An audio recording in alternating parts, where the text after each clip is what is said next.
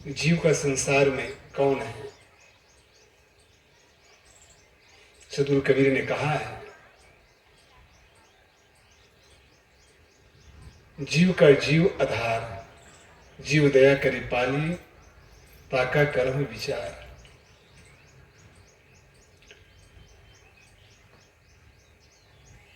जीव का संसार में कौन है जो जीव को सुख दे दे या जीव का कल्याण कर दे। कल्याण करने के साधन क्या है और कल्याण क्या चीज है। कल्याण का मतलब है गुरुदेव जी की भाषा में मोक्ष। मोह का क्षय हो जाना ही मोक्ष है, अमोक्ष हो जाना ही कल्याण है। इसी का नाम मुक्ति है। और सहज भाषा में कहा जाता है छुट्टी। रविवार का दिन आता है या कोई त्योहार का दिन आता है, बच्चों को शनिवार को या एक दिन या 2 दिन पहले बता दिया जाता है, बच्चों अमुक तारीख को छुट्टी है।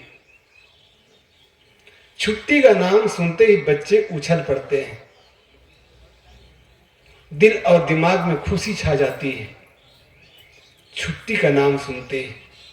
छुट्टी का मतलब बंधन से मुक्त हो जाना। चाहे वो बच्चा हो, चाहे वो बुजुर्ग हो, चाहे जवान हो, चाहे सयान हो, चाहे स्त्री हो, चाहे पुरुष हो, चाहे मनुष्य हो, चाहे पशु पक्षी हो। ये नहीं केवल छुट्टी की आवश्यकता मनुष्य को है, पशु पक्षी को भी है। आप अपने घर में तोता पालते हैं, कुछ लोग तो बिल्ली पाल लेते हैं, कुछ लोग खरगोश पाल लेते हैं, कुछ लोग कुत्ते पाल लेते हैं। पशु पक्षियों को के बच्चे को लोग रख लेते हैं पिंजड़े में, बड़ा प्यारा लगता है, अच्छा लगता है। लेकिन वो भी प्राणी छुट्टी चाहता है, कब इस पिंजड़े से मैं निकल जाऊं। तो हर प्राणी, हर जीव की इच्छा होती है मुझे छुट्टी मिले। एक नौकरी करने वाले जब दफ्तर जाता है, बार बार घड़ी देखता है छुट्टी कब मिलेगी। एक मजदूर खेत में मजदूरी करने जाता है, चाहे वो खेत में जाए, चाहे सड़क में जाए या कुछ मकान बनाने में जाए, मजदूर जब मजदूरी करने जाता है तो बार बार घड़ी देखता है। पहले लोग जब घड़ी नहीं थी, मोबाइल नहीं था, तब लोग ऊपर को देखते थे, सूर्य नारायण को, भगवान को, कि कब ढले। पल पल आधे आधे घंटे में सूरज को ऊपर देखा करते थे, देखो सूरज ढल रहा है, शाम होने जा रही है, छुट्टी कब मिलेगी, छुट्टी कब मिलेगी। कभी ऊपर देखते, कभी मालिक को देखते। अब सूरज को देखने की जरूरत नहीं, सबके पास मोबाइल है, सबके पास घड़ियां हैं, तो लोग घड़ी देखते हैं, समय होने जा रहा है, छुट्टी कब मिलेगी। हम सबकी यही इच्छा है, तमन्ना है, पिपासा है, भूख है, प्यास है, तरस है, दुख है, छुट्टी कब मिले। किससे छुट्टी मिले? झंझट से छुट्टी मिले, दुख से छुट्टी मिले। हर जीव दुखी है, दुखिया सब ही जीव है, मन माया के चक्र, विग्रह करो न काऊ से होए अनाथन वक्र। सदगुरु विशाल देव की ये वाणी है। दुखिया सभी जीव है, सब जीव दुखी है। किस लिए दुखी है? मन माया के चक्र, मन और माया के चक्कर में पड़ करके सब जीव दुखी है। सबके पास मन है और जिसका जितना बड़ा मन है उतना बड़ा दुखी है। हमारे पूज्य संत श्री निष्ठा साहब जी कल के प्रवचन में कह रहे थे बोडरा में, आदमी का जितना बड़ा सिर है उतना बड़ा दिमाग है, और जितना बड़ा दिमाग है उतना बड़ा बोझा है, और जितना बड़ा बोझा है उतना ही दुखी है।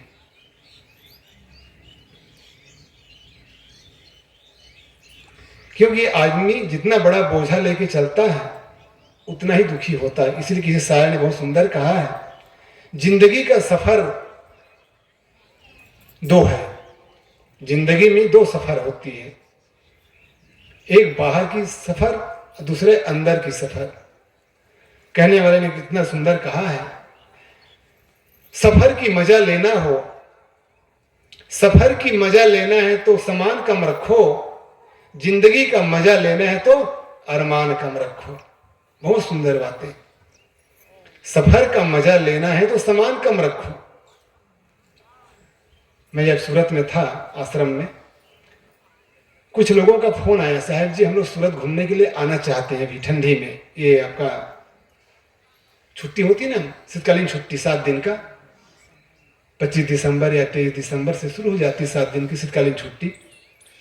उसमें फोन आया कि साहब जी हम लोग अभी छुट्टी है, बच्चों की छुट्टी है, हमारी भी छुट्टी, टीचर थे वो लोग, हम लोग सूरत घूमना चाहते हैं, 7 दिन की छुट्टी मिली है तो आ जाए। मैंने कहा आ सकते हैं, दरवाजा तो खुला है, साहब जी का, गुरुदेव जी का आश्रम है, दरवाजा खुला है, आ सकते हैं, लेकिन ध्यान रखिए अभी ठंडी है, ठंडी में सामान ज्यादा लाना पड़ेगा, कंबल, चादर, स्वेटर, टोपी, मोजा और भी चीजें। अब बच्चे आएंगे तो बच्चे के लिए और ज्यादा सामान चाहिए।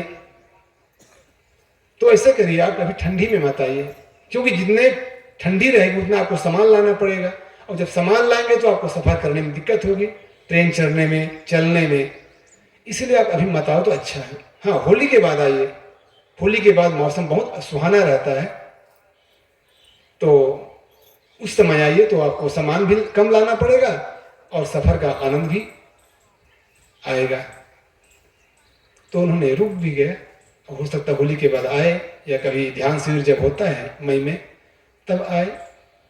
तो मैं कह रहा था सफर का मजा लेना है तो सामान कम रखिए, और जिंदगी का मजा लेना है तो अरमान कम रखिए, इच्छा कम रखिए। देखिए इच्छा बहुत छोटे करके जिंदगी में मजा आता है। हम तो हमारी इच्छाओं को इतना बड़ा कर देते हैं, इतना बड़ा कर देते हैं कि खुद चल नहीं पाते हैं लेकर के। सदगुरु कबीर ने क्या कहा, भूले मन समझ के ला दे लदनिया, भूले मन समझ के ला दे लदनिया, थोड़ा ला दे बहुते मत ला दे, थोड़ा ला दे बहुते मत ला दो, टूट जही रे गर्दनिया, भूले मन समझ के ला दे लदनिया, भूले मन समझ के ला दे लदनिया। सदगुरु कबीर बहुत सुंदर बातें कहते हैं। जिंदगी का मजा लेना है तो बहुत अरमान कम रखिए, इच्छाएं कम रखिए, चाहे वो संत हो चाहे वो संसारी हो, दोनों का जीवन है। और जो भी जितना अपने सिर पर बोझा लाद करके दुनिया में चलेगा तो सचमुच में बहुत दुख होगा, बहुत पीड़ा होगी, फिर जीने का मजा नहीं आएगा। सदगुरु ज्ञान साहब जी कहा करते थे, जिंदगी में जिंदगी का राज पाना चाहिए। जब उनकी बातें याद आती तो ऐसा लगता है साहब अभी भी दुनिया में है। हमारे गुरुदेव जी को गए लगभग 10 साल हो रहे हैं, लेकिन जब उनकी हम वाणी सुनते हैं कैसेट के माध्यम से या रिकॉर्डिंग सुनते हैं, जब उसकी पुस्तक पढ़ते हैं, खास रिकॉर्डिंग में जब उनकी आवाज में हम सुनते हैं तो ऐसा लगता है साहब जी हमारे सामने बैठ करके हमें प्रवचन दे रहे हैं। ऐसा नहीं लगता कि गुरुदेव जी इस दुनिया से चले गए, बल्कि लगता है अभी भी हमारे सामने दर्शन दे रहे हैं और बोल रहे हैं। तेरी आवाज ही तेरी पहचान है। हर आदमी की आवाज उनकी पहचान बनती है। तो साहब कहते थे, जिंदगी में जिंदगी का राज पाना चाहिए, असत्य और आसक्ति का त्याग करना चाहिए, और अपने को जानकर मस्त रहना चाहिए।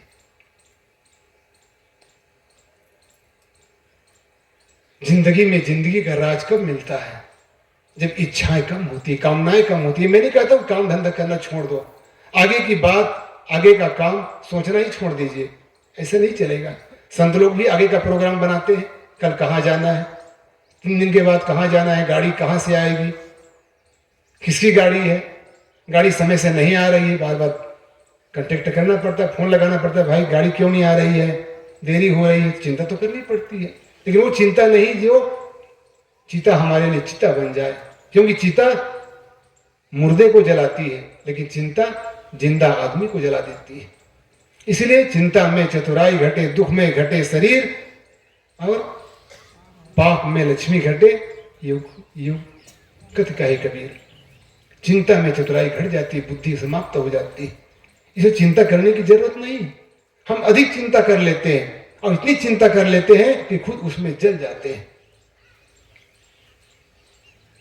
इसलिए जिंदगी बहुत बेशकीमती है, इस जिंदगी को न खोए। आदमी समझ नहीं पाता है जीवन कैसे जीना चाहिए। जीवन जीना बहुत सरल है। संत लोग कहते हैं ना, जीवन बनाना महंगा है कि जीवन बिगाड़ना महंगा है। जीवन बनाने में खर्चा लगता है कि जीवन बिगाड़ने में खर्चा लगता है। दुख बनाने में खर्चा लगता है कि सुख बनाने में खर्चा लगता है। सुखी जीवन की कला, गुरुदेव जी की पुस्तक है सुखी जीवन की कला, सुखी रहने की कला। यदि आदमी दुखी रहने की कला को जान लेता है तो उसके जीवन में सुखी रहने की कला भी आदमी सीख लेगा। पहली बात, हमारे जीवन में दुख है, बुद्ध ने यही कहा है। भगवान की बातें मत पूछिए आप, भगवान मिलेगा कि नहीं मिलेगा, भगवान है कि नहीं, इस प्रश्न को कभी मत पूछना। बल्कि ये पूछिए मेरे जीवन में दुख है तो दुख से मुझे छुट्टी कब मिलेगी। भगवान है कि नहीं, क्या करोगे, है, यदि है भी तो क्या करोगे, अब नहीं है तो भी क्या करोगे, अब मिलेगा तब भी क्या करोगे। एक संत हुए रंजीत साहब, आपने पुस्तक पढ़ी होंगी, मिले भी होंगे। उन्होंने लिखा है भगवान मिलेगा तो क्या करोगे। क्या करेंगे हम सब, कुछ नहीं कर सकते, आएंगे चले जाएंगे। उन्होंने कहा, बुद्ध ने कहा भगवान के बारे में मत पूछना, ये पूछो मैं भगवान मेरे जीवन में दुख है, मुझे दुख से मुक्ति कब मिलेगी, मुझे दुख से छुट्टी कब मिलेगी।